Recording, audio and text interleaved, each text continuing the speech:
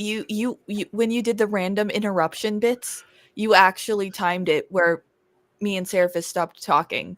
So I said something, Saraphys said something, and then we both stopped, and then you started talking like you could hear us. It was kind of funny. Good morning. Ger, have you had sleep? I literally woke up 15 minutes ago for this. You need morning coffee.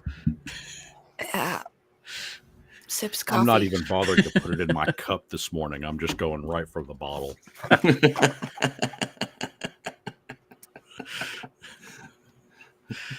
I have my monster. No, I've been working so much lately that it's actually coffee. So. I couldn't see anything. Actually, I'm going to turn this light down. No, I've been working so much overtime lately, and I've only been getting like 5 hours of sleep, maybe. Let me turn this light down.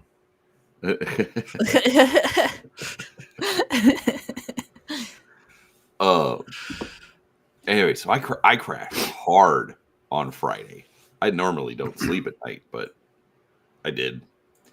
And then I slept last night. So, oh yeah, I was. Anyways, I'm here.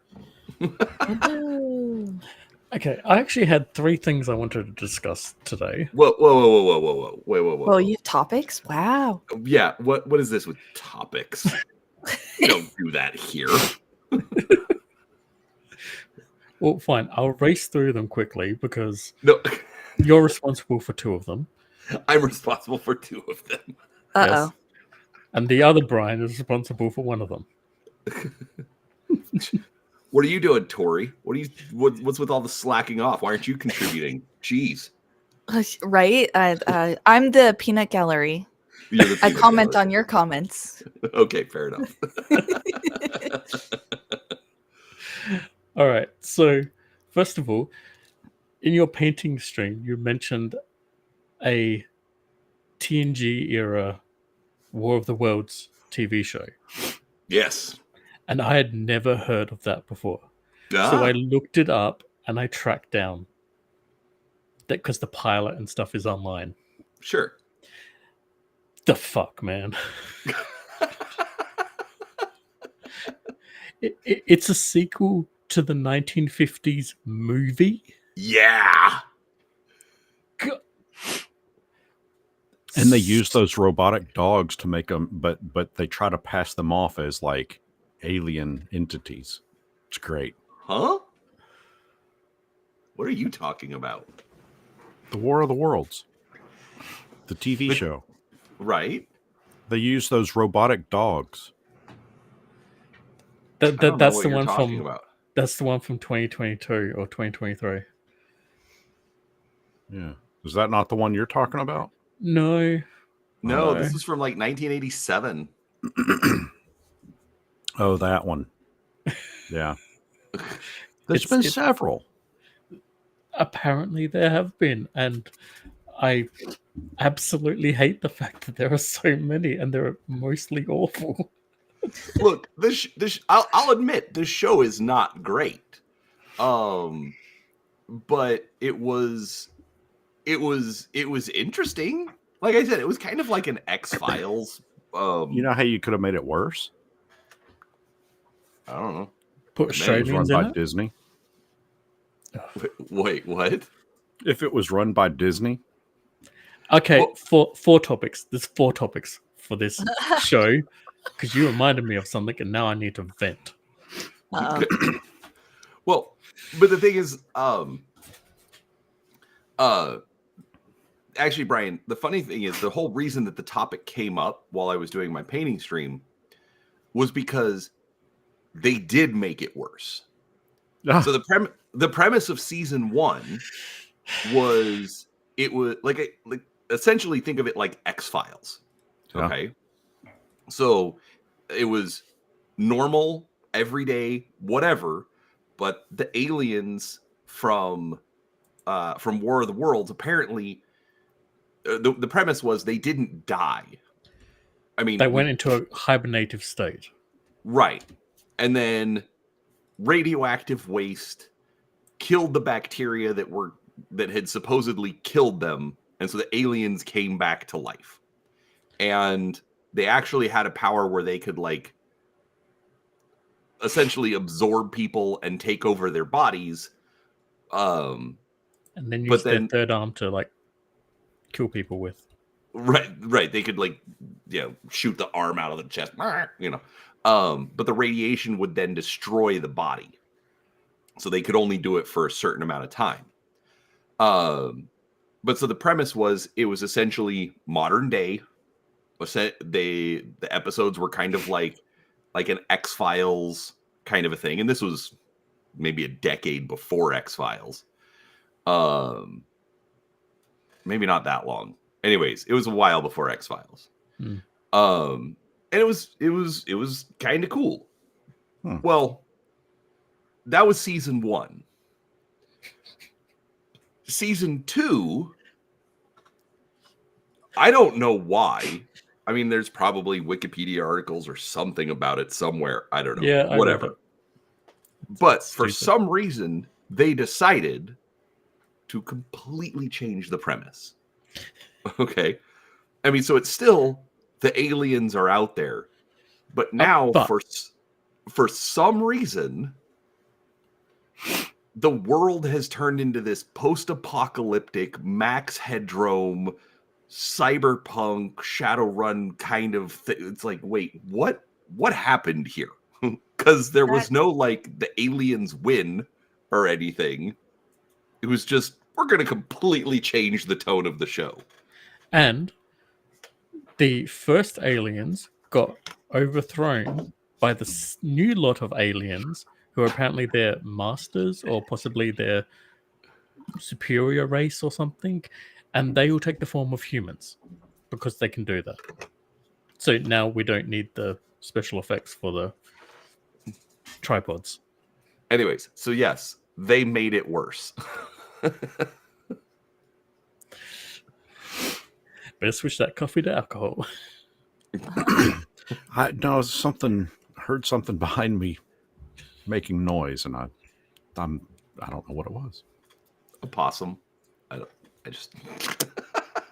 No, I've got the live stream going. I'll rewind it here and just take a look at it on the live stream. Oh, I know what it was. Huh. Wow. No, I had a book behind me fall. Oh. Your house is haunted? The possum wanted something to read. Well, he does have a lot of D&D books, so it's bound to attract, all kinds of demonic possession. Yeah. Yep. That's fair. As we know. Hail Satan. Yep, there it goes. Yeah. I'm going to have to go back and look at that now. I don't have it up. For those watching, see if you can see that Easter egg. Oh, yeah. Now, Go the back and second check out. thing, was the Well, hold Superman on. trailer. Hold on. Brian, Tori, any comments about this? You're talking how to phrase Before you were born?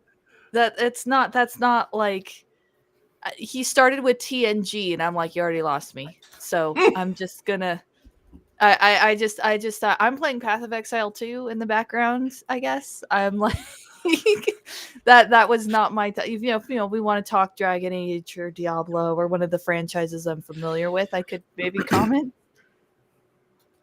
Well, okay, so number one, yes, it's old, but I've seen old things. Well, but things you can older still than me, comment on. But you could still comment on. Season 1, we established this. Season 2, we take 180-degree turn and go in a completely random direction. Yeah, comment on that. The generality of it. It sounds like the TV version of opening up the fridge and just putting whatever is in the fridge on a piece of bread and then like deciding it's a sandwich because you put another piece of bread on top. That's what it sounded like to me based on description. It was like, let's see. Well, we'll take this and we'll take that. Does it go good together? I don't know, but it's a sandwich now. That's how my brain interpreted that. No, and actually, that's kind of a good point, and it is one of those things where sometimes I wonder if our content creators are not content creators, sorry, but like our media creators are actually thinking about what they're putting on a sandwich, or in this case, what they're taking off of a sandwich. You know, like that's one of the, bringing it around to gaming, that's one of the things that like has been so frustrating, like with modern D&D. They're like, oh, we're just going to make these changes because we think it's better, but they're not actually looking at what are the fans considering, what is it going to actually do to sales. Are they getting What were new the sales roots of because it? Yeah. You know, So it's really anyways. interesting you say that, because actually just yesterday or the day before, I watched a really good a video essay, I guess, about the Assassin's Creed series, which is a fascinating a sort of fascinating watch, especially if you get it from the point of view of someone who's not hard about it. So like, for example, I have a very hard stance on, okay, after this point the Assassin's Creed games are bad. What was your So game? 3. The kind of revelation, like I didn't play 3, I watched someone play 3 and I was like, nope, I'm done. I didn't even bother playing it. I will agree with you, but I will say I end at 4 just because of pirates. I did hear that 4 was good. There's like multiple trails that I'm kind of trying to trail here, but so it's really interesting getting it from the point of view of someone who doesn't have that stance, because they're not gonna, like, I'm always going to be biased toward and more critical of the later games just because of my like stance. So it was interesting hearing from someone who doesn't necessarily hate the later games but can like look at them objectively but point out like, well, this didn't work and that didn't work and this part was good for a game at least. But it's kind of like where do you draw the line between what you're making if you think it's a piece of art just for the sake of argument and perspective, right? And then like, what do the fans want? And then how do you balance, okay, well, we need to change things because the fans will get ticked if it's just more of the same, but we need to not change too much because, I mean, obviously in the example you gave, the changes were like, what the fuck? But but in the case of other, you brought up games and you brought up how things changed and are taken on and off the sandwich. It's like, well, they can't not change anything because they'll get criticized for it. But if they change stuff, and it's sometimes I feel like it might even be, I have a little bit of sympathy for that, trying to walk So that what line. happens if this is where I interrupt? What happens if DC20 decides, you know what? We really are going to embrace 5.5, so we're just going to shift everything over to 5.5. You mean in terms of Everything. Well, at that point, they just would be at 5.5, and I would either play it Exactly. or I would likely go to 5e. I'd likely just backtrack to the books I already have and go from there. Well, there you go. I mean, that's our complaint. Yeah, that it changed too much. Sure. Yeah.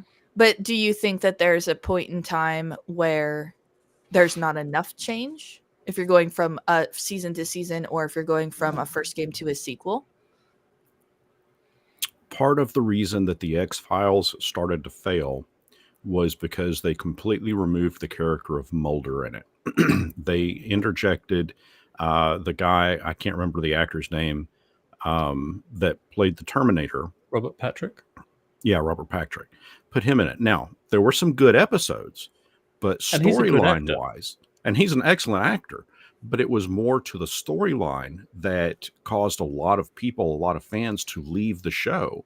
And when they made that change, that was the nail that was in the coffin that just made the show just go downhill.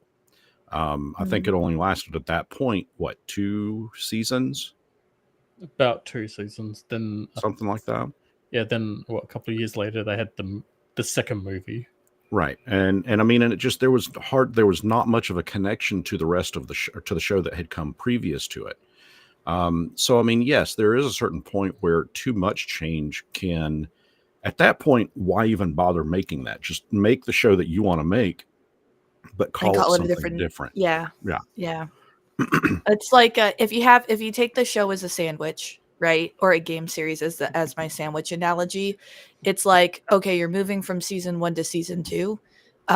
Maybe add, like, take off the mayo, add a little mustard, and add a piece of lettuce, and No, lose or something like that, but keep the meat no. and the In cheese this, the same. in this, I would say, okay, so first season was a slice of bread, mayonnaise, some sliced turkey cheese, and another slice of bread. You got yourself a Oh, great sandwich. oh, Season what? two, season two is, you know what? Let's just take out a slice of bread, put some tomato sauce on it, some cheese on it, some pepperoni on it, throw it in the oven, bake it. We're going to call it a sandwich, but really all we're doing is folding it in half. I mean, see, there's 2 slices of bread. It's not a sandwich, it's a pizza. Like What And they're trying to pass it off as a sandwich. Right. What I meant was not in regards to your example, but what I was asking was, like, is that the way it should be? That when you're making changes and you're going from season 1, should it be where you leave the meat, you leave the cheese, but you, like, add a dabble of mustard and maybe a piece of lettuce or something? Like, the goal is that you can change some things, but you should not change the core of it. Yeah, I think the food and I think, analogy is messing things up. yeah, and I think what the biggest issue was is the main producer or the main director, I forget which, of that show was actually not Shanghaied, but moved on to a different show. I think it was Friday the 13th, the series. And so, I mean, the main person that was driving the creative force behind it was no longer there, just left. Oh, yeah, And that'll mess it up. yeah, and that messes up the whole storytelling. In a very similar way, we saw the exact same thing happen with Twin Peaks back in the 90s. You know, you had And David Lynch, and Supernatural. You had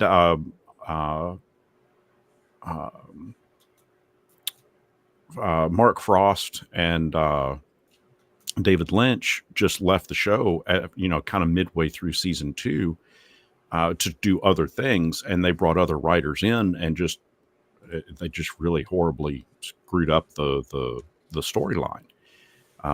Thankfully, they both came back and kind of finished out that second season, and then 25 years later, they decided, oh, we're going to make season 3, which was great, but still. So I'm gonna kind of take Tori's point in that making changes doesn't necessarily have to be a bad thing. Like, I'll use. Oh, I agree. No, I don't think you. I didn't think you would disagree with that. And I don't think removing a character necessarily has to be that catalyst for a bad change. Like, I'll use the example of, like, NCIS. Okay. Mhm. I've watched that show since the beginning. And, like, in my opinion, they technically haven't swapped out characters enough, in my opinion. But they have. No, right. No, that was going to be my point. Is they've replaced all the original main cast. Right, but they've also taken it a step further by going back to my analogy of the sandwich versus pizza. They still have the sandwich, but they also created the pizza. This is what's known as offshoots or secondary shows. How many other NCIS shows have there been? Sure. No, but hold on. I'm talking about the main show. Sure, I know that, but that's what I'm saying is a lot of these other shows, when the War of the Worlds, the second season, that should have been a completely separate show. That should have been the pizza. Keep the sandwich going. If you want to make your pizza too. Mm-hmm. We'll have that tomorrow night for dinner. Tonight is sandwich night. That's what they should have done, and they didn't do that. Right. NCIS has done that. Sure, but my point is, excuse me. because you were saying that, like, oh well, they replaced Mulder, and then that's when the show went down. But the thing is, they've replaced on NCIS, they've replaced Gibbs, they've replaced Tony, they've replaced Ziva, they've replaced Kate. The only one that hasn't been replaced was McGee. Gee, I wonder why. That is straight up nepotism, but that's a whole separate issue. He's a good character, anyways. But I'm just pointing out though, nepotism. No, that's how he got the job. But he kept the job by being good at it. But it is still one of those things where, like, they changed out the characters, so they took out a piece of, they took out Turkey and put in pastrami. Cheese. Yeah, Sure. right. You know, so you still have a sandwich, but you're swapping out some of your ingredients, and it can push a story in a different direction, or change up how you tell a story. But essentially, at the end of the day, you're still getting the same story out of it. And I'm okay with stuff like that.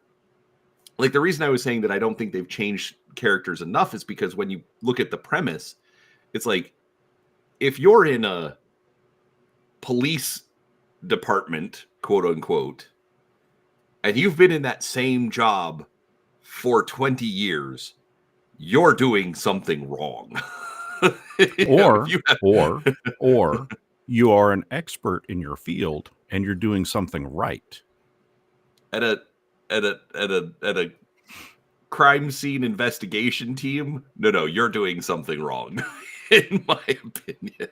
Why haven't you been bumped up to supervisor, gotten your own team, been sent out as agent afloat, or working out of the Tokyo office, whatever it is. I get it's TV, and so they, you got to keep your character in signing. Anyway, I just think that's kind of funny.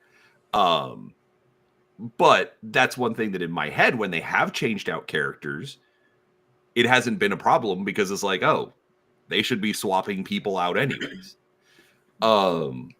But they still keep giving us a sandwich. And so it's like, oh, I'm willing to keep watching because it's still a sandwich and not a pizza. Yeah, it can be done, I think. What was the second topic? Just wondering. We hadn't gotten there yet. We were still talking about the first one.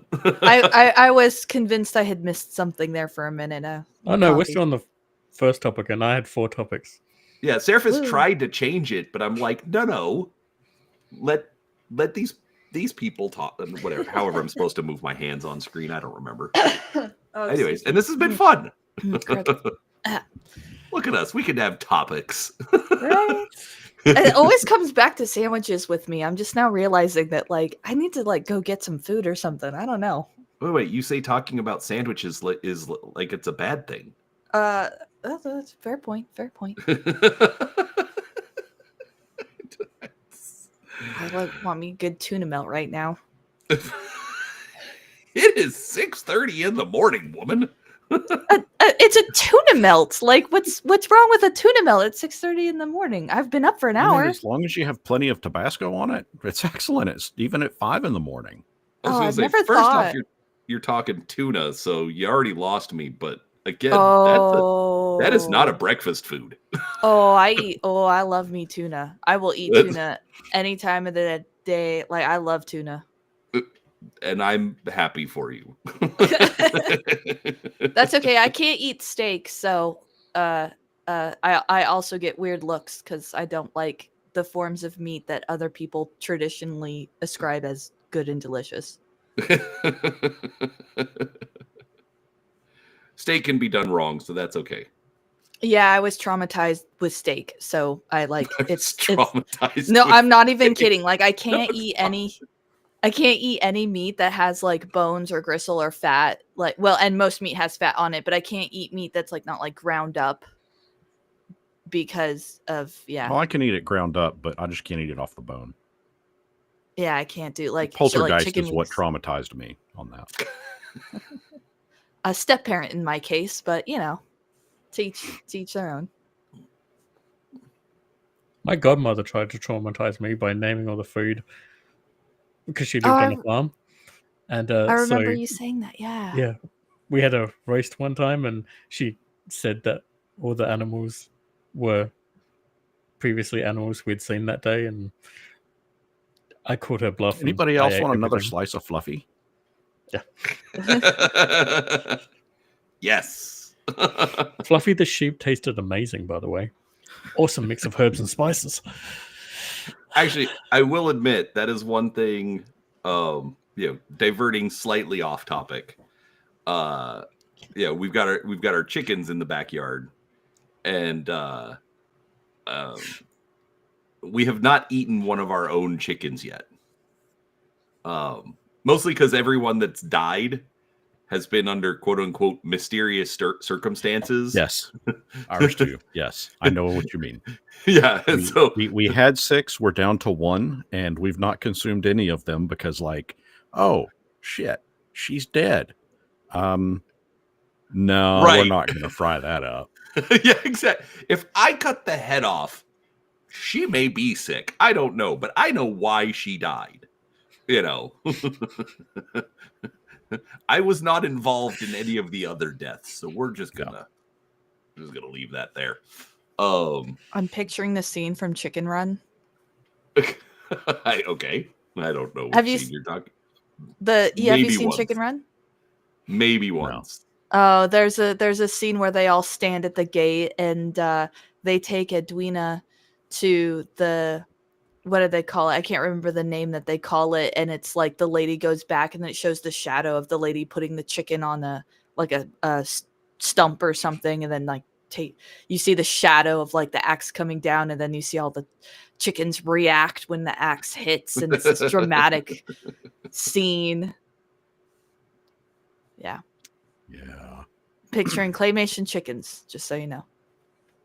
Just so you know, I'm getting hungry for chicken. At midnight. I would say that's normal. But I question the assignment of proper food at proper times a day. It's just calories, tasty calories. Time of day should not have any bearing on consumption of tasty calories. Tradition. No, I agree with Tori here on this one. I have gone to the local. We've got a gas station here in town. It's going to sound odd, but they make their own barbecue, and it has, for about a year, it was not uncommon for me to go twice a week and get a barbecue sandwich at 7 a.m. for breakfast. Starting your day with protein. I mean, what are it's just, instead of eggs, which is a protein, you got barbecued meat, which is a tasty protein. Yeah. So I totally agree. It is just a tradition thing. This is the kind of stuff that we eat at breakfast. I get it. And it's probably something my ADHD or whatever it is that I've got just is like, no, that's weird. And that's all it is. It just, I realize that food is food, but. Insert the entire MatPat mini doc about the origins of breakfast and how it was really invented by one guy. And you mean like the cereal, the fact that we eat cereal in the morning? Not just cereal, but the fact of eating breakfast at all. Like it was not uncommon for people to like not really eat breakfast so much, or if they did eat breakfast, it was really kind of like lunch. Like they didn't eat until the middle of the day. That's fair. I mean, okay, so I'm on a weird schedule anyways, but I don't really eat for like I'll come down and I might get like a snack or something, but I'm not eating like any real meal for like a couple of hours. Yeah. Usually I get up and I drink coffee, and it's usually about 2 to 3 hours after I wake up before I'm like, okay, now I'm kind of hungry. Coffee. I would have extras in my coffee, but we sort of ran out, and so I'm just having plain coffee today. Drinking it black. I was referring to bourbon, but yeah, that I too. was referring to bourbon. At 6:30 in the morning. Well, that's the best time. I've Old got all men, day to enjoy it. old men, that's called youth. I just- Okay, so true story though. The coffee that we get is called Coffee Brand coffee, and it is so good. I can drink it black. Like, it's really tasty. It's not bitter, and actually, you can totally drink it black. And they have different flavor. They have a ton of different flavors. So I actually, yeah. Somebody watches Jeremy. yeah. Well, dude, if the product is good, I don't even have to like the show. But if the product is good, No, it's good coffee. That's why I like this stuff. I can drink it completely black. It's not bitter. It's not sweet. I mean, it's just coffee and water. That's all it is. Yeah, and that's good for you. Actually, regardless of what you think of, because I realize I didn't say the name, but regardless of what you think of especially somebody in a political space on YouTube, I completely agree with his stance on that. It's like, I don't care who you are. I want you to buy my coffee. You don't have to watch my show. You don't have to do anything. And it's just Coffee Brand coffee. We're not sending a message. We're not doing anything. It's just good coffee. You should buy it. Oh, and it really is. I drink good. the droid, so The droid. Oil. Oh, what was the second topic? We hadn't gotten there yet. Oh. You sure you haven't got any bourbon in that coffee? That was supposed to be a segue to the second topic. Okay, fair. It was an opening. Okay, fine. Yeah. Saraphys, I was trying to be nice. Anyway. I like that. That's good. Yeah. Saraphys. What's our second topic? Things like that are jokes that Grim and I do. So when there's an opening, or when we say "bear with me" and we'll go like, "Grr." Aww. Nerd. Yes. Okay. The second topic was the Superman trailer. Has anyone not seen the Superman trailer? I have not seen it. Why? Because I don't care about superheroes. That's fair. Okay, we can talk about it regardless then. Oh, we can totally talk about it because I am the outsider. But I'm going to go get more coffee. Be right back. What's our second topic? I'm not going to be here.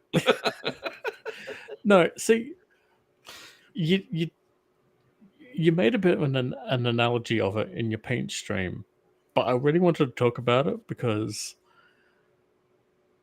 you're going to have to remind me what I said, bro. You basically made an analogy about a guy you used to work with or something, and how he No, it's probably the guy that I actually work with. Okay. Because that's how that topic kind of came up. Okay. And I want to smack the guy because he's an idiot, but whatever. But anyway, regardless, I felt like they didn't really understand the tone that they were trying to show off in the trailer. Because on one hand, you had like people like being emotional and aggressive towards Superman, and then like pleading for him at other times, which you kind of expect, especially from like the Man of Steel trailer, like the more recent Superman stuff. But then on the other hand, you have Crypto pulling him along by his cape. Okay. Which, let's be fair, I love Crypto. I'm glad he's going to be in the live action. His betrayal here is a little bit more... And again, this is something I think they played up too much to. Hold on a second. Hold on a second. My brain says you said betrayal, but I want to make sure you said that, or if you said portrayal. Portrayal. Portrayal. Okay, got it. There we go. Although I think I did say betrayal. I meant portrayal. Look, I've told you before, I will only correct you when I think it is important. Or funny. Or funny, yes. But I think they're playing up to James Gunn and Guardians of the Galaxy too much. That's what I got from the trailer. I mean, James Gunn is the one doing the movie in the first place. I know, but when you're trying to sell your movie on what the director has previously done and trying to stylize the trailer after what he's previously done, it's a bit of a red flag. Well, because isn't the whole thing that, like, the movie DC characters or the DC movies are all kind of shite, so this is the hope that they're gonna make like an actual good movie, and isn't it kind of like a big signal flag going, hey guys, we got a good director this time? No, really, isn't that like, or am I incorrect about that? I think that might be exactly what they're trying to do, and I don't necessarily see a problem with that. Like, I didn't really, in my opinion, I didn't see anything in the trailer that said, "Oh, this is a James Gunn movie." It was just, here's the trailer. You know, I'm mostly okay for what it is. I didn't have any issues with the trailer itself. You know, they're showing us the highlights. They're doing stuff to try and get us excited to go watch their movie. That's fine. That's what it's supposed to do. GameMasters? So we know from the trailer we're going to get a retelling of his youth because he's with his dad. We're going to get a retelling of his introduction to the Daily Planet, because we've seen that in the scene as well. Hold on. We're going to see him. Hold on 1 second. They showed him with his dad, but when he was an adult, they didn't show him with his dad as a youth. Are you sure about that? That was it looked like the same actor that's playing Superman, so I don't. Yeah, he's an adult. I have it on the other screen muted so I can actually follow along with you guys here. Then they're drastically changing his storyline, because if he's an adult at this point, his dad passed away, and that's what kind of the big catalyst has always been. So then they're going to be changing the storyline. No, what? His dad passing away, like, at least in the comics. And I'm going to go back to the 90s, but the 90s is post Crisis on Infinite Earth, so in my opinion, that is still valid. Jonathan Kent was alive during the whole Death of Superman storyline. So his parents being dead, you know, is not the catalyst for him becoming Superman. Or go back and look at, like, Lois and Clark, the TV show in the 90s. You know, he was constantly going back home and seeing mom and dad. You know, so his dad was an anchor point for him for quite a while. You're confusing it with Spider-Man, where Uncle Ben dies, and that's the catalyst that says, "Oh no, you have these powers." I'm not confusing it. I'm looking at I'm looking at it from every movie that we have that has come out. That and I'm comparing it specifically to the Christopher Reeves version. I'm specifically comparing it to the guy that plays Witcher. What's the actor's name? Harry Cavill. Yeah, and specifically comparing it to that version. And in all of those, Jonathan Kent dies. Oh, hey, Doc. That's what I'm specifically comparing it to, not comics or anything like that. So we've got those elements. Then we have in, I guess, other parts of the trailer, we've got 5 other superheroes, bad guy, Mm. combination of bad guys, whatever, then throw in Crypto the dog. You've got almost too much going on if you're going to have all of this, the exposition at the beginning of it, showing him getting to the point where he goes into the Daily Planet, becomes, goes from Clark Kent to Superman, because you've got to show a history of somehow. You got to explain to people that have never, that are not familiar with Superman, have never seen the movies before, have never read the comics before. You have to explain his origin. So we're going to see an origin in this. We're going to get up to where he's shifting from Clark Kent to Superman. And then we're going to see all these bad guys and other superheroes. I think it's a bit much, but this is also the DC universe. So where is Batman? Where is Wonder Woman? Where is Aquaman? They tried to do that in the previous incarnation of this character.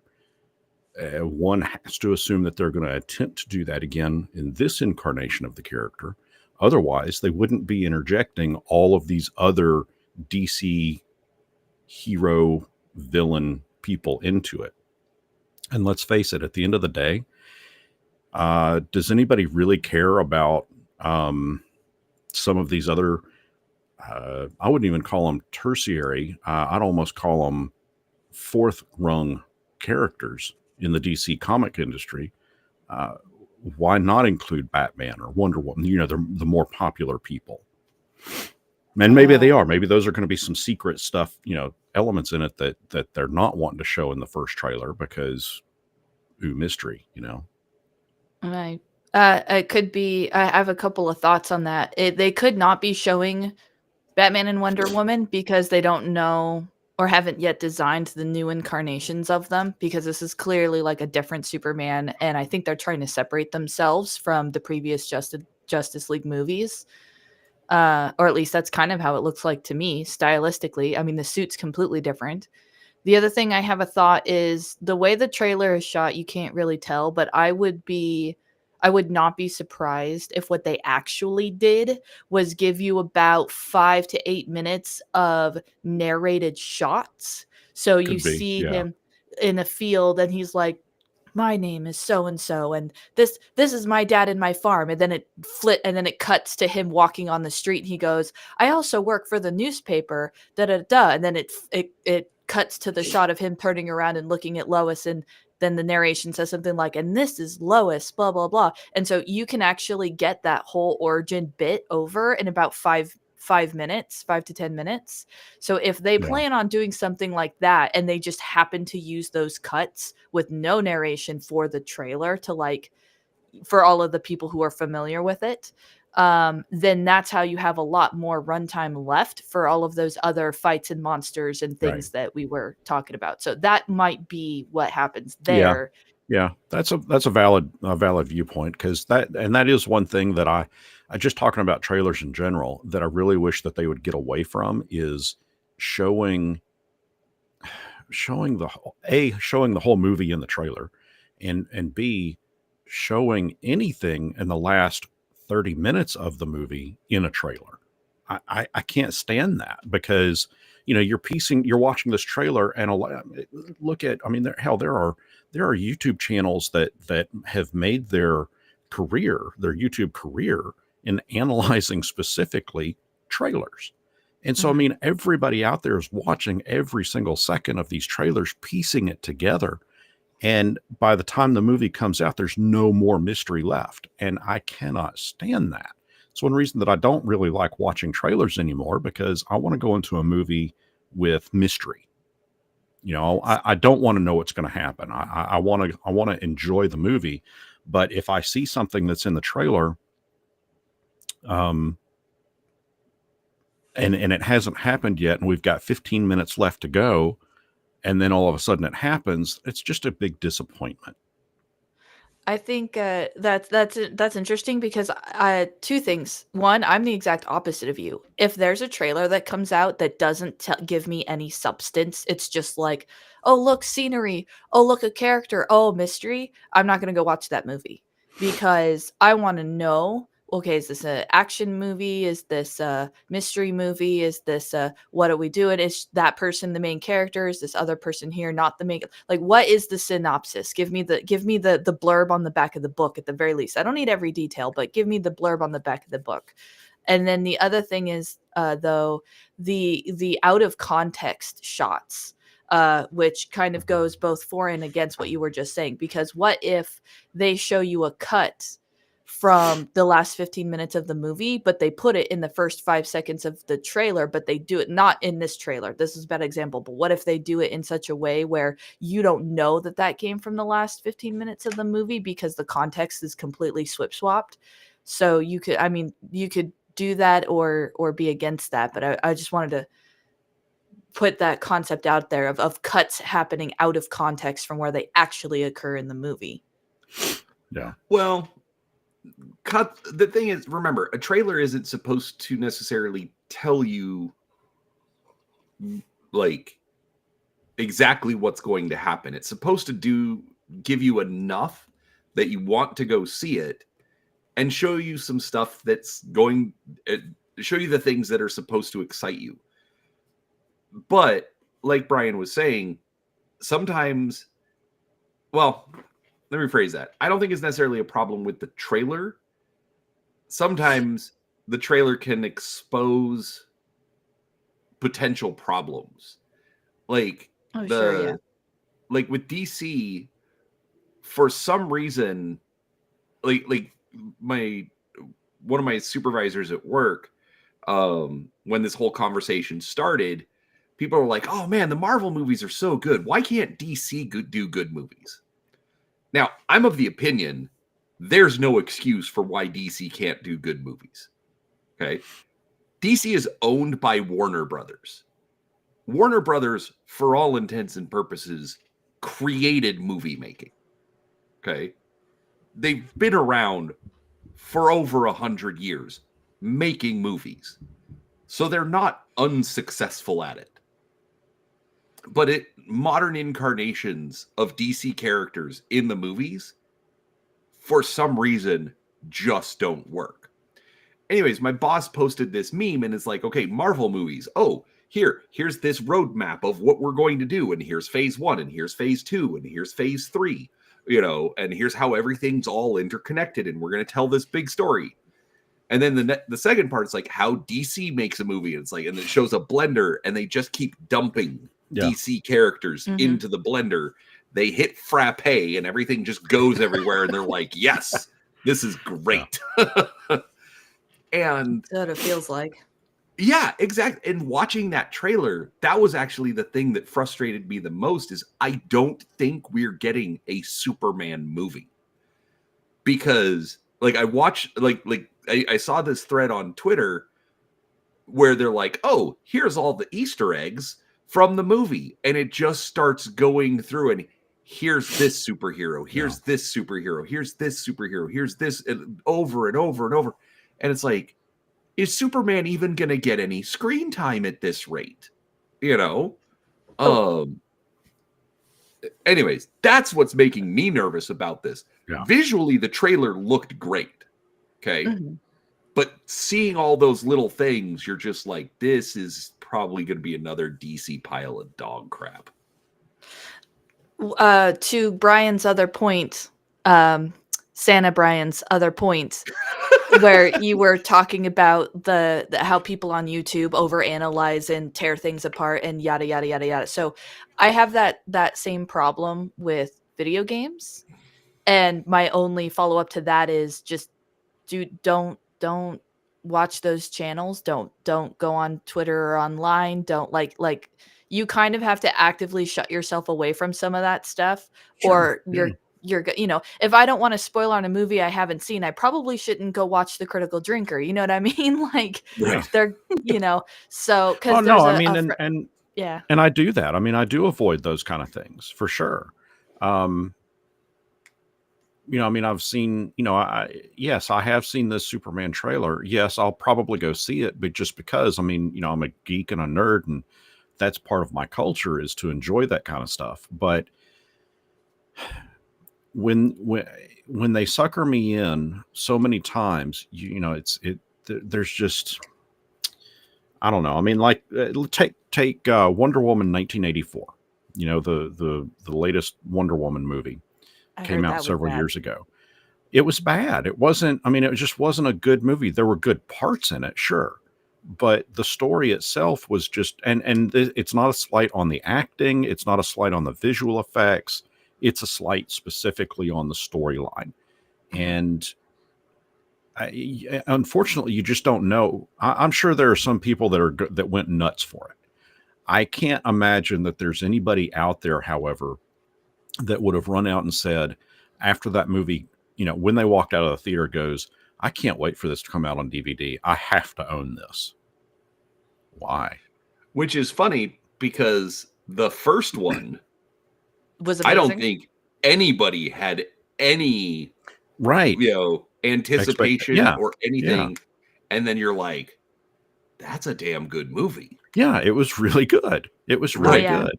We went and saw that in theaters. It was great. When did the first Wonder Woman come out? It was pre-pandemic, wasn't it? It was quite a while pre-pandemic. Yeah. Yeah. I lose track of time. I'm too lazy to look it up. The funny part is that, like, because I somehow have this knack for, like, not on purpose, not trying, skipping all of the bad movies and actually watching the good ones. So, like, we went to the theaters, we watched Wonder Woman. It turned out that was a really good one. 1984 was like gonna come out, and I'm busy, and maybe I'll catch it later or something. I'm just not gonna. And then it comes out, and then everyone's complaining about how bad it is. And then, like, I watched some of the early Marvel movies, but after I think like Endgame or such, I kind of was like, well, I'm a little over it. I want some new stuff. I've had enough superhero for now. And then, like, a whole bunch of movies that have come out since have turned out to be, like, really, really bad. So, like, I keep missing all the bad ones. Okay, so Wonder Woman came out in 2017. Okay, dang. Which means it was probably filmed in 2016, probably written in 2015. Okay. Yeah. And everything they kind of talk about as far as, like, how politics and pop culture and pushing politics in pop culture, things like that, always kind of pushes back to around 2014 to 2016 is when that really pushed hard. So basically, I think the first Wonder Woman kind of snuck in under that. Interesting thing is, budget of 149 million, box office of 824 million. So then Wonder Woman 1984. Now, another thing I'd heard is that Patty Jenkins, the director, didn't get any kind of a long-term contract. Like, they didn't lock her in for, okay, you have to make 3 movies or whatever. And so everything I heard is that then, because the first one was so successful, they had to, like, renegotiate, push things higher, whatnot. Anyways, had a budget of 200 million. Now, this came out in 2020. So it was still slightly pre-pandemic still. I mean, it came out during the pandemic, but it was written and filmed pre-pandemic. Right. But then so that's the thing is, so it would have been written in, like, 2018, filmed in 2019. Mm-hmm. I mean, that's kind of the height of, pushing politics into our face 24/7. Yeah. Wasn't it Drinker that said that movies exist on a 2 to 3 year delay? So the movies that we're seeing now that are, like, releasing now. Yeah. That's not Critical Drinker. I mean, he may have said it, but I don't watch him, but that's just a known quantity because that's just where I first heard about the concept. Sure. With the exception of, like, some of the earlier Saw movies, which, I mean, they were turning those out once a year. So, I mean, they were writing it, they were filming it, they were editing it, pushing it out for October.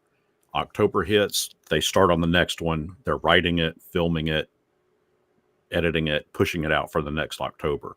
And they did that for like 4 or 5 years in a row. So that's one exception, but for the most part, yeah, I mean it's about a 2-year lead time. Right. And so anyway, but then they had a box office of 170 million.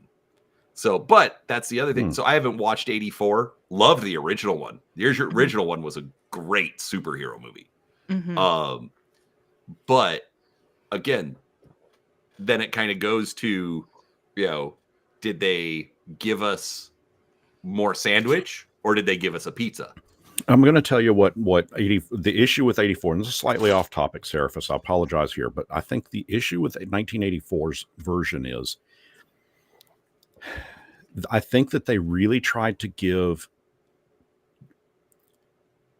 There is a difference between what you can get away with in a comic book versus what you can get away with on screen. And I think 1984 attempted to get away with on screen what you could get away with in a comic book. That is almost what makes me concerned about this new Superman movie. I think that they're trying to put too much comic book on screen. And define again, what you say you think you can get away with in a comic book, but not on a movie. Some of the weird, more bizarre, fantastical storylines. It's just certain things are just slightly more accepted in comic book form. You mean like giant alien space monster? Yeah, something like that, or like the whole inhabiting another body premise. I believe possibly. his name is Starro. Yeah, yeah. Or take. Okay, I'll do this other example. You also have a different set of say rules that you can get away with in video games versus on screen. For example, let's take a look at some of the earlier Final Fantasy games. You've got this guy with this huge, massive, oversized sword that just would not work on screen as a live action. Same thing. Look at some of the anime stuff out there.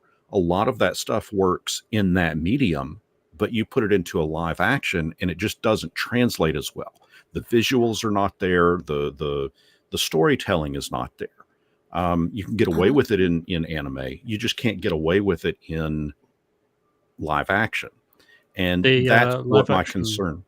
The live action Rurouni Kenshin are a good example of that. Yeah. And I don't know. I think that's part of what my concern with this new Superman movie is I think they're trying to do too much with a genre medium live action that I just don't know that it's going to work. Question about that. Is it the medium or is it the expected assumed audience of that medium? Because I can tell you as someone who plays Final Fantasy games and other people who are fans of Final Fantasy games, they look at those giant air hanger swords and they're like, yeah, whatever. That's just part of it. We've just come to expect it, accept it, and we know, like we're kind of in the know, right? But you put that on a live action, on a movie.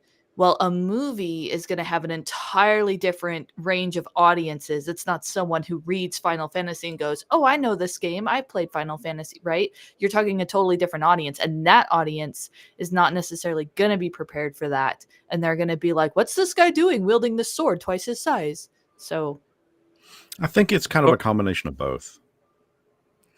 Tori, could you even imagine trying to sell a live action Final Fantasy X and trying to explain to people why Tidus and pretty much no one else can just breathe underwater for so long? That's kind of my point, though, is that the fans of the game don't question it and go. I mean, that we kind of do, but it's in fun, right? Like we just accept it. Like it's a JRPG. Shrug. Moving on. I mean, also he's an imaginary person, much like Australians, apparently. If you ask Ger over there.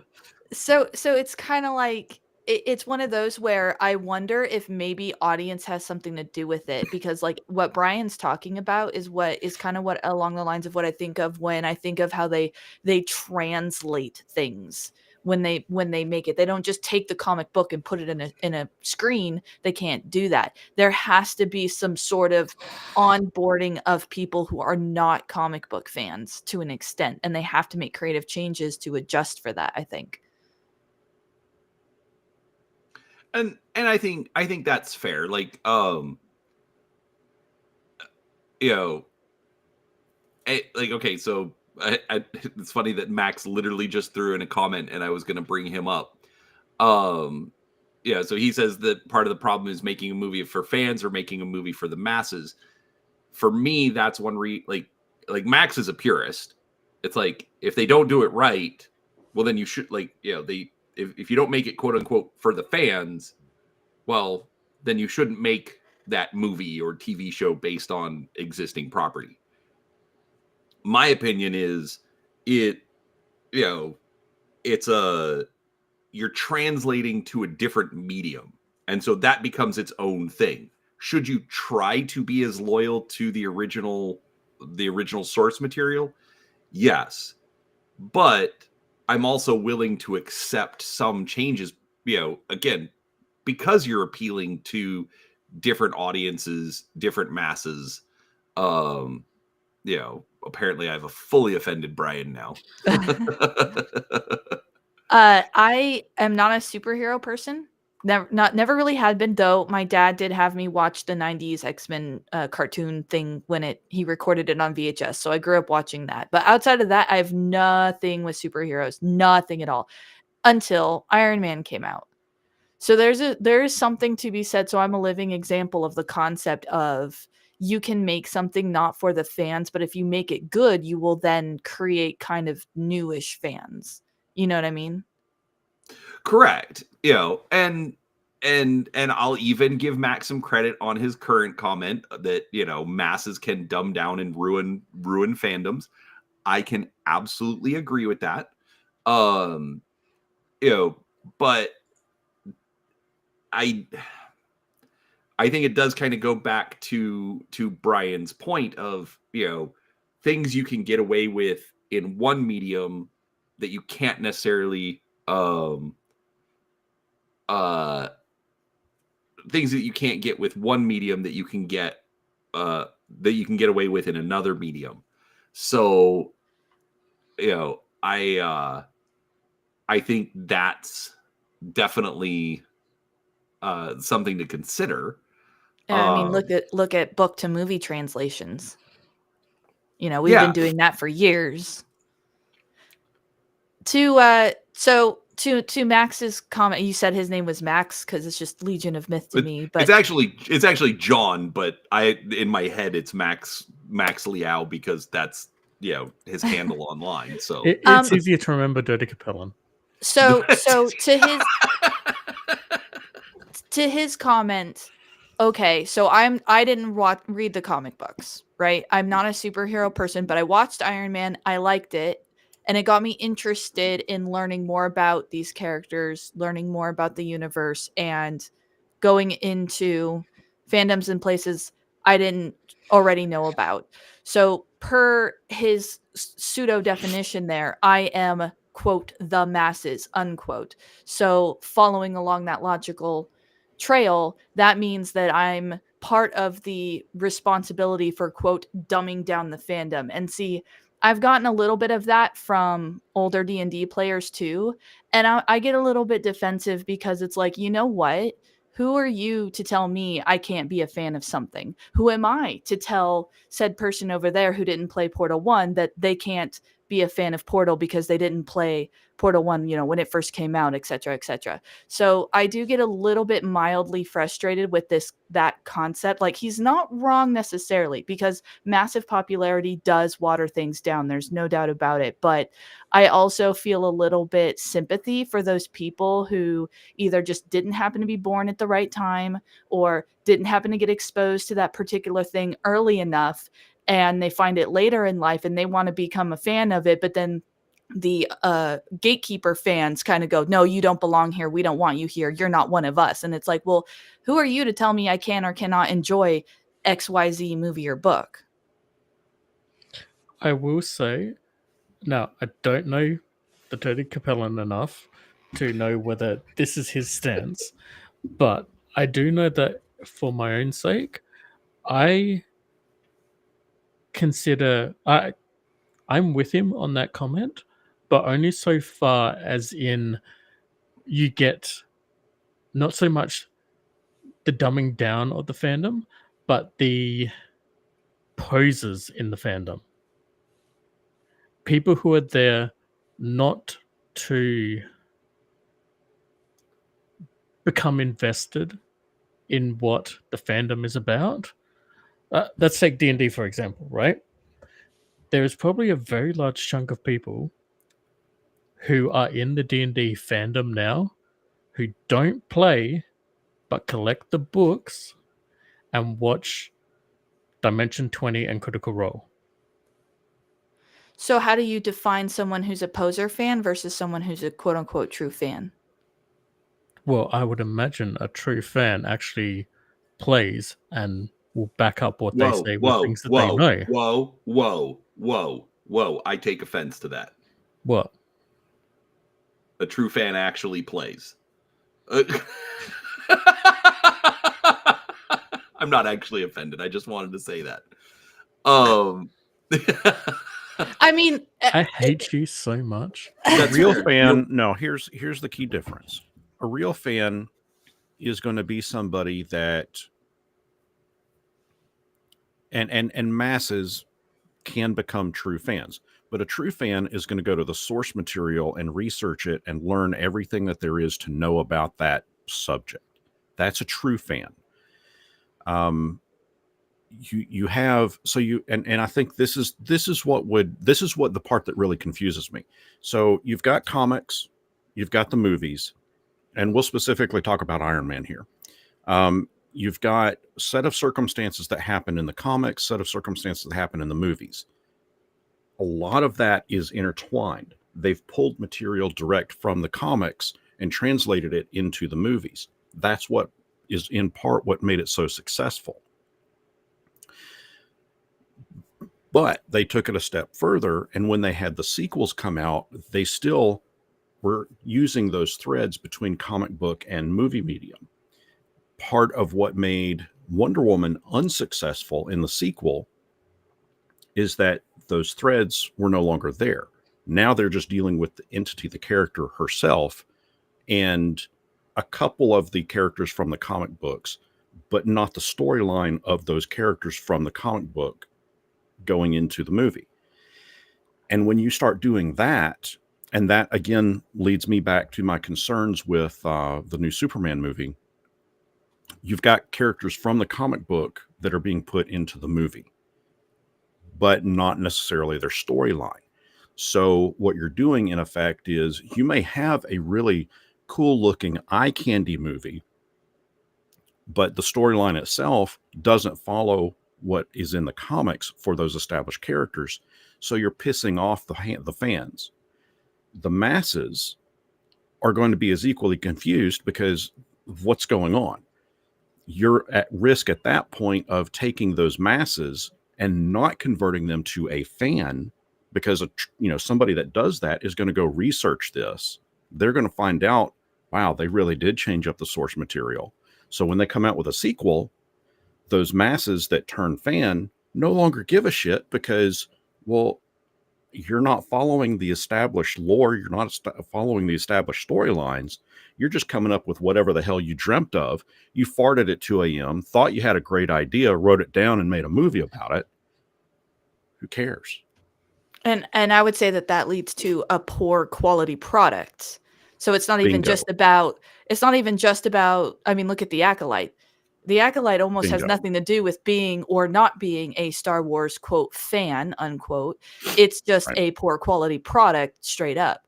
But, and I can't swear that I have an exact answer, but it does make me wonder, okay, so now we're working on this logic where you have to dedicate X amount of time with the source material, or you have to have taken out part of your personal time for this sort, like what defines a fan, kind of.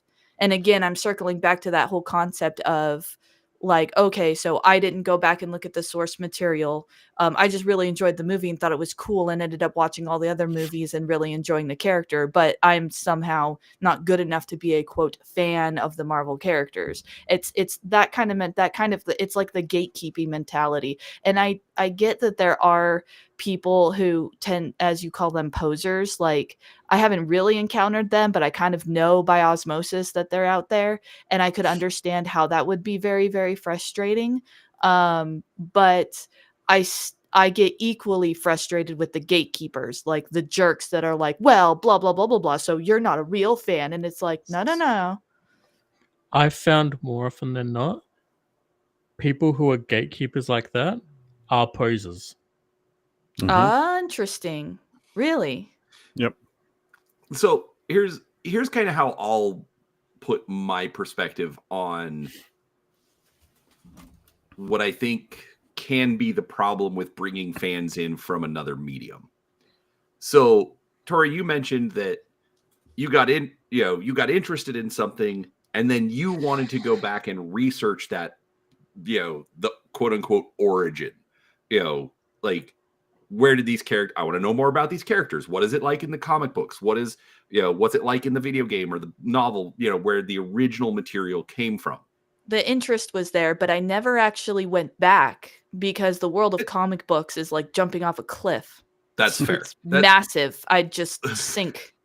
Sure, but the thing is that I think the bigger problem that we have is that the new fans take the movie and say, this is the way it is. And take the old fans and be like, oh, no, I don't care about your 50 years of history. This is what's real now. And so whether it's D&D or comic books or whatever, when it gets changed for the new medium, like Max made a couple of comments down here. Okay, I'm going to use this one. He says, I'm a huge fan of Starship Troopers, the movie, but that's because I never read the book. Knowing the book, I feel Starship Troopers had a different title, or I'm going to guess he meant to say should have had a different title. Mm-hmm. It's not right. And I hate the movie. Oh my gosh, I cannot stand the movie. Yes, it's a parody. We get it. But the fact that I now have to suffer watching, and I'm going to put this nicely, absolute cuntbags praise every time they do a game or another movie or a TV show or something that's based on Verhoeven's Starship Troopers. It's not Starship Troopers. It's Verhoeven's Nazi parody. Fuck off. Right. And so I think I didn't even know there was a book. I've heard. Oh my gosh! I didn't even know there was a book because everyone quotes that. Well, I can't help when I was born, guys. I'm sorry. Lack of exposure. I haven't even seen the movie. I just know everybody freaking quotes it all the time and thinks it's the greatest thing since sliced bread. Oh, it is. Keep talking. I'm going to show you something. It's the most awesome thing in the world. Keep talking. It's the worst thing since sliced bread, in my opinion. Well, but that's not how that, my exposure to it growing up is just that people quote it and reference it all the time because I don't know why they just do. But I like how you made that point though. That was really key to me of the gatekeepers are often the posers, and also that what was you said? I'm trying to come back to it. Well, about how Brian said the gatekeepers are the posers. And you mentioned that people take the new stuff and want to reject the old stuff, whereas you're trying to say that like a true fan would accept and appreciate the old stuff, even if they don't delve headfirst into it. They acknowledge that it's there and go, but this is where it came from. Correct. Yeah, exactly. Okay. I think that's the good thing about having these other mediums. It is a way to draw someone into that fandom. However, if they're not willing to acknowledge the history, acknowledge the past, and what it did to bring us this particular property, I think that's a massive problem. Oh yes, that makes sense. The anime one. That is Starship Troopers. Except no other. I mean that. you can be like, oh, the jazz music in it, like for the intro and outro. Yeah, fuck off. That is the most accurate adaptation of Starship Troopers. Am I wrong? I've only watched a few minutes of it. I didn't even know about it until like, I don't know, 6 months ago. Yeah. Why do you hurt me? Why do I continue to hang out with you? It's what I live for. Let's be honest. Regardless, yeah, that's what the Marines should be wearing. Not bulky enough. Actually, it is quite bulky. It's just not shown very well there. It's fine. I'm teasing. Yeah, no, right. Again, it does come back to, you know, are you trying to be loyal to the source material? Like the annoying thing about Verhoeven, number one, everything I've heard is that he never read the book. It's not even a big book. Hell, when he made it, the audiobook was available. Just listen to the audiobook. That was my first experience with it. But he didn't want to care about the property. You know, it was just like, oh, we have this, cool. Let's make a movie. You know, two things. Go ahead. I say two things occur to me. One, hurt people. If you've ever heard that phrase, and it occurs to me that the gatekeeper fans, you know, trying to see it from their point of view and trying to have a little sympathy for the other side of someone who had something that was very, very, very meaningful to them get taken and widely manipulated and messed up, and then everyone assumes that the messed up version is the right version. I could see where at least D&D. Oh man. Yeah, I could see. I don't participate in the vitriol, but I at least understand the vitriol. And then shoot, I had something else and it was probably clever too, and now I just completely lost it. Probably, maybe. We think so. I think so. I'll address it this way: if the source material was as successful as it was, why translate that into a different medium if you're not going to be faithful to the source material? It only stands to make sense to me that if you are faithful to the source material, translating it to a new medium, then that new medium will be as equally successful. I just remembered what it was. You reminded me, Brian. Thinking of basically sheer arrogance to an extent, because think about Leslie and the Acolyte. Rian right? Johnson, Star Wars. She didn't write Star Wars. She didn't care about Star Wars. Star Wars was a platform for her to write her shit. So the Starship Troopers that you guys are talking about, like, he didn't read the book, right? Thought so highly of his own idea that he decided to make this movie and go along with, right? Like, am I onto something there? Like, there's a degree of extreme ego and arrogance that you can take. It would be like somebody writing an original story in the wizarding world and then completely jacking it up and then being upset with everyone for not loving their jacked up version of it when they're like, no, we love this other original story. Yeah, basically, Verhoeven was basically coming off of RoboCop. So, you know, he already had his cybernetic war-ish Jesus metaphor movie. So I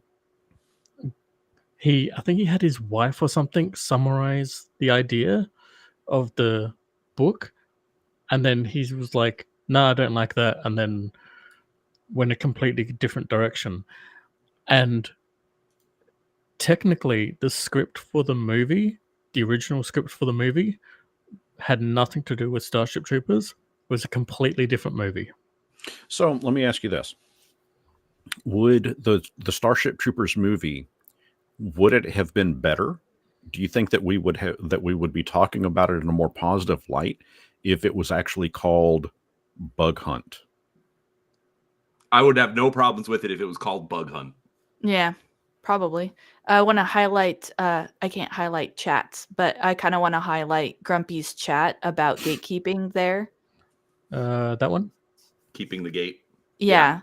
It's a shame that that's not what the term is typically associated with, because he's right. Like, that's what it should be. In fact, that's even the mentality I try to adopt with people who aren't familiar with my hobbies. But typically when we say gatekeepers, I'm referring to angry people who The like want to negative bar me. connotation. Yeah. Yeah, well, I think it's a problem where people. I think it goes back to what Brian was saying earlier, where a lot of the people that are trying to be gatekeepers are the actual posers. Saraphys said that. Oh, Saraphys. Sorry, Saraphys. I just agreed. I just agreed with him. I mean, we all make mistakes. Oh no.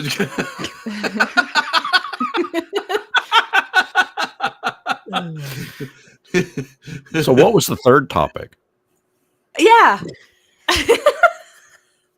Restream be kicking people out. Yeah, Restream kicking people out. That was it. Yeah. Okay, so the third topic was about GameMasters' recent video about Dragon Magazine #1 and the Artificer. Yeah. That was a great video. I liked that one. That was a lot of fun.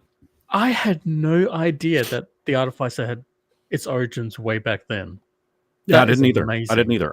So, I mean, seriously, I got to thank Atten from We Love TTRPGs for pointing that out to me. And I mean, I can't tell you how many times I've read this. I mean, I've read this cover to cover multiple times, and it just didn't occur. It's one of those things that didn't stick in my mind, you know?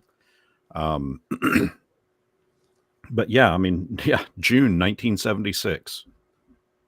Now, albeit it is a vastly different artificer than what we would see, traditionally come out in that second edition book, or even what we saw in third edition. Vastly different, but kind of going hand in hand with what we've just been talking about. I, as a fan, I want to be able to go back and research the origin of and see how it connects to the rest of it. And I will say, though, I'm pretty sure, as I put it in the comments, I wouldn't consider that to be a Eberron Artificer or, a Dragonlance Gnome Artificer. But that is a really good Greyhawk Artificer. And so keep in mind, that was the land that they were ultimately playing in. Yeah. Even though in this article it specifically states that it was this group of highly advanced technical magicians that transported their land to Atlantis. So on a technical level, it's actually Earth, Greyhawk, but Greyhawk was on Earth, yes, which was Gary Gygax's version of Earth. So, yes, but it's one of the 5, right? Because there's also Earth, Earth. Yeah.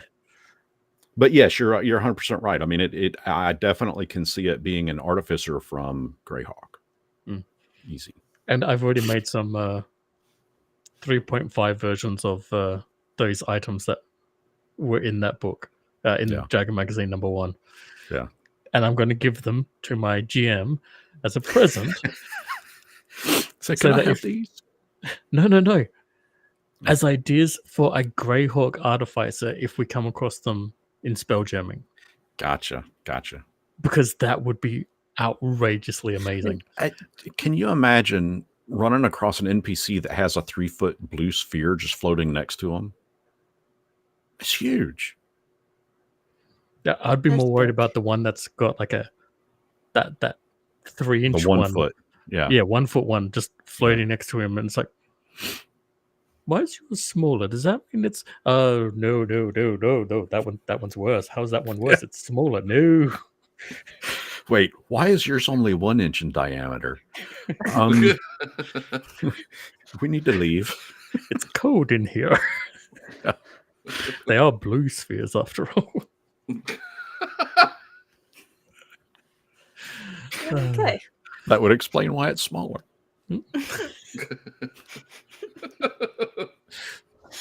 As you get Why? There's only one of them. oh, See, I'm not even going to try to drink my coffee. It's going to shoot out my nose at this point. You said that as I was sipping coffee. that's part of the deal about becoming an artificer. You have to sacrifice something.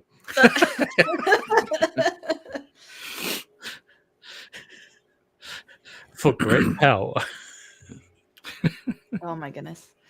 So yeah, that was the other thing. But the fourth thing, because it got reminded of me, fuck Disney. Okay. Sure. You- Yeah. You're gonna need what's her name Phillips for that probably.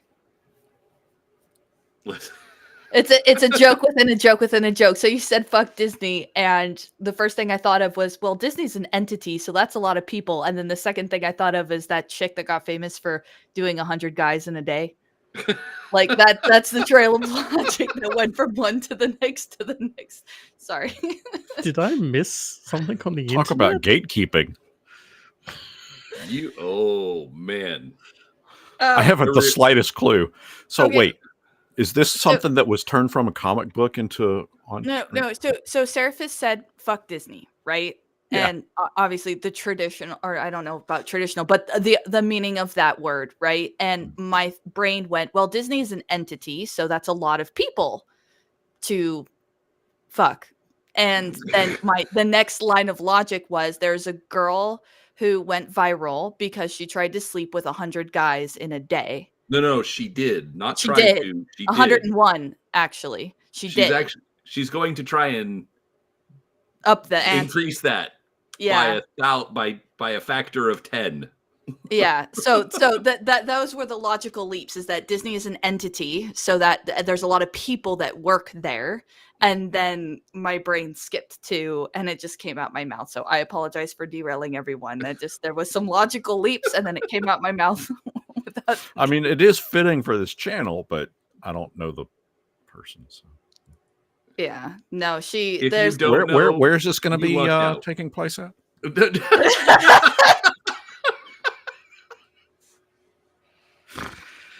Whew. Okay, let's Anyhow. get past the fucking. Okay. Disney is now in control of Bluey. Mm-mm. They're coming out with a movie on that, by the way. Yes. Do you know who No, owns it? Do you know, is the original Disney. team involved? Is it just Hold that on. Disney brought the property, or are the original people that were making it still involved? Because if the original people are still making it, you've got half a shot. So the original people are going to be making it. There's not going to be a fourth season because they're dedicating themselves to the No. movie. Oh, okay. And Yep. wait, Jim and I. All right. Sorry. and after the movie is finished, the creator is leaving. Well, That's not what he probably- said. That's not. No, you're close. Because You're- his kids are old and No. that crap. No. Okay. I speak Aussie, remember? I read between Australian lines. Yeah, you use imaginary words just like you're an imaginary country. I get it. There you go. There's the reference. I finally made it today. Yeah, no, I saw your paint stream. We try to do it every stream that we're on together. Any- Just like I try to get in as many cunts as possible. No. On my stream, you just say penis. 1,000? No.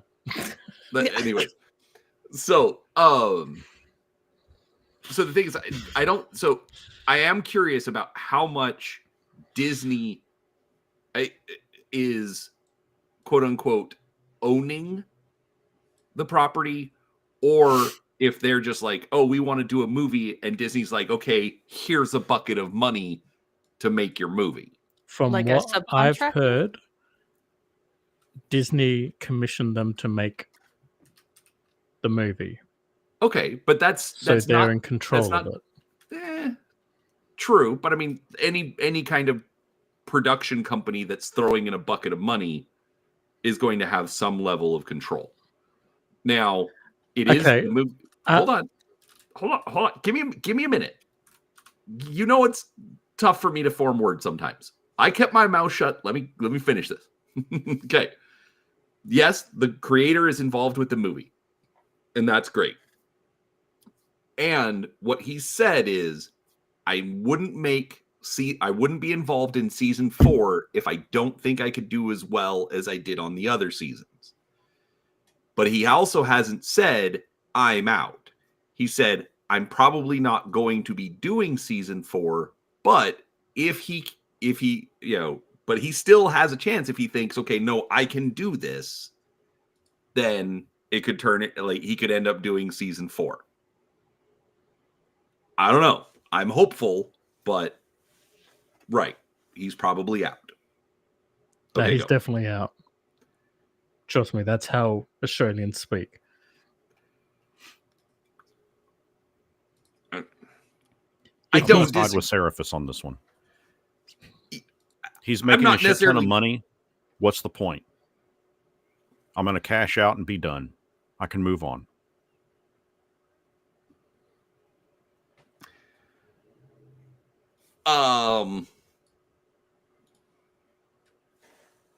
Yeah, I mean, because that was one of the points that I was making, I think, to Kim, is that the problem is that once you, or no, I think it was to one of my kids, that once he gets into the production, he's not just doing it in his living room, he's doing it for the company. He's already sold out. Beautiful. he doesn't own the property anymore, so it's either BBC or Australia Broadcasting, whoever owns ABC. Bluey. Okay. So yeah, ABC is going to do whatever they want with Bluey, whether the creator's involved or not. I will say this: going through Walmart this holiday season, Bluey is everywhere. Well, because when you're swimming in a sea of crap and you have a good product, it gets highlighted and raised up all the more. Yeah.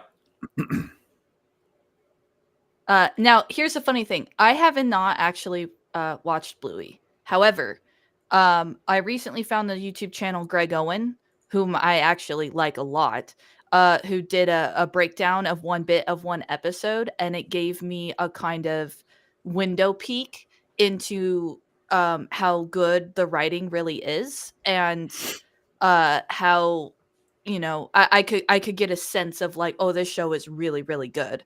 And when all the rest of the new shows that are coming out are nowhere near that quality or degree of writing, I could see why Bluey would kind of blow up. And I'll say as somebody of my age, just go watch it and you'll understand how good the writing is. I don't have the children that it's aimed at, and it's amazing writing. Because, well, his whole argument is that a good story and or good show, good movie, whatever, is capable of being good to adults and children, and that's often harder to do.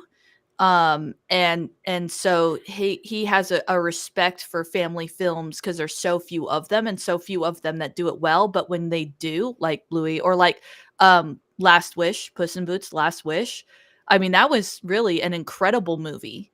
I sent you guys both links to that, by the way, so that you could get. I sent them links to the Lily Phillips thing just so that they would have some context for what the heck I was on about. Just so they follow. I think Gauze posted a comment or something about. I don't know. I missed some chats there, but what did Gauze say? We need to go deeper into this. Although I'm not sure what is the storyline for that season. What I was going to point out, however, in rebuttal to you, Ger, is that Disney already censors and flat out removes episodes of Bluey because it's not appropriate for American audiences for their standards. So, Really? yes. They're minor edits. Or total removals. Early baby. Oh, that's right. What? There's a couple episodes that didn't get brought because Disney's got the license to show it in the US. International. All international. Oh, got it. Okay. And yeah, they've made small edits to some episodes, which, keep in mind, the episodes are like 8 minutes long anyways. So like if they're doing an edit, it's usually like less than 30 seconds. But then it does take away from the I was going to say Australianism of the show, though. I was going to say small edit. You have to be real careful with that because just saying it's a small edit does not mean it lessens the impact any. Well, like one of the ones that they edited, the dad was talking about getting a vasectomy, and they re-edited it so that you didn't quite understand that that's what he was talking about. Now he's just having his tonsils removed. So, something like that. Yeah, I forget. Yeah. Isn't that a pretty significant difference in terms of impact and storytelling, though? Because that completely changes the narrative. It depends on if Lily is removing them or not. And also, it takes away the difference in culture that we have to you. Mm. Yeah, exactly. I mean, it going all the way back to our, being quote unquote loyal to a property, it's like, okay, this wasn't an American production. Does it appeal to American kids? Sure, but it's an Australian production, and you're destroying some of what makes it Australian. And what topics Australia is willing to talk about, because you're like, no, I'm going to change what you made to fit what I like. Kind of like what Disney is currently doing with Doctor Who. Right. Doctor Who or Marvel or Star Wars or whatever. One of these days we'll get into an episode-long topic about a franchise I'm actually familiar with. One day, maybe. Because I'm not a Doctor Who fan. I don't watch Doctor Who. That's okay. I was only a fan of Doctor Who from like Chris Eccleston to the guy that came after Tennant, whose name I can never remember. David Tennant. David Tennant. Matt Smith. Peter Capaldi.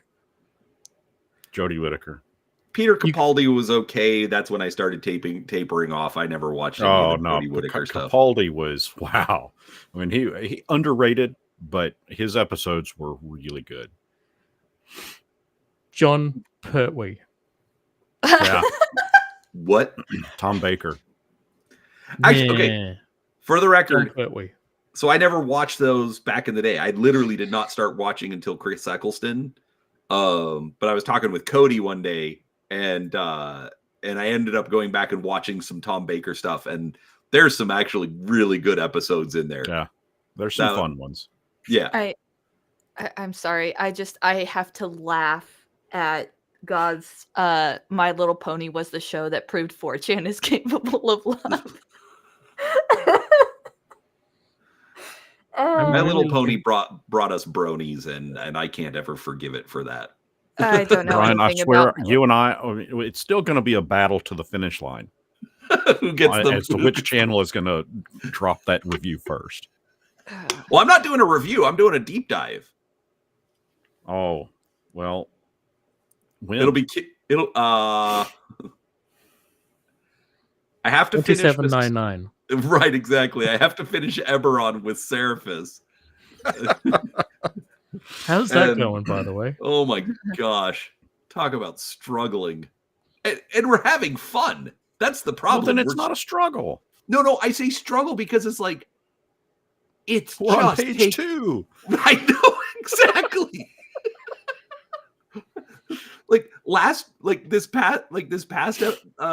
This past week, like we literally covered half the material that we were covering for prior. What? What'd you say?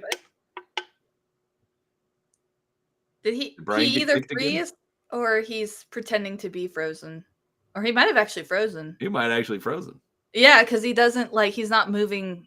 Not just that he's not moving, but like legit, it looks like a frozen image. Okay, he might still be listening on YouTube. I don't know, but yeah, basically, so we're covering like the different nations that they talk about in Eberron, and so for the first couple episodes, it's like, okay, we're going to cover these like 8 sections, but we're also going to kind of shorten it. And then last week, we're like, okay, we're going to cut half of that. And then we're still taking forever to get through it. It was, oh my gosh, it is. That's why it's a struggle, because it's like we're on week 12. Actually, no, we're going into week 13. And it shouldn't take this long. Anyways, and then I've got a couple things to get to before I get to My Little Pony. So, anyways, we'll see. You mean My Little Brony? Oh my gosh, I'm gonna. No. Yeah, I have a deadline. I have tomorrow is officially the 1-year anniversary of my channel. So I have to finish editing this video because it's supposed to come out on that day. Hooray. But like deadlines. I love and hate deadlines. I love them because it's like, nope, I have to finish this video on this day. But like, I hate them too. They, like, keep me focused, but As it does, as it goes. as it does. Well, it is just after 1 here, so I think we should probably start the stream now. Yeah. Introduce the episode.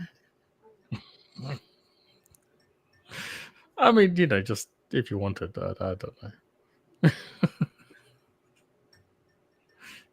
Is that Snoopy, by the way? That's Snoopy, isn't it? Yeah, Snoopy and a pumpkin.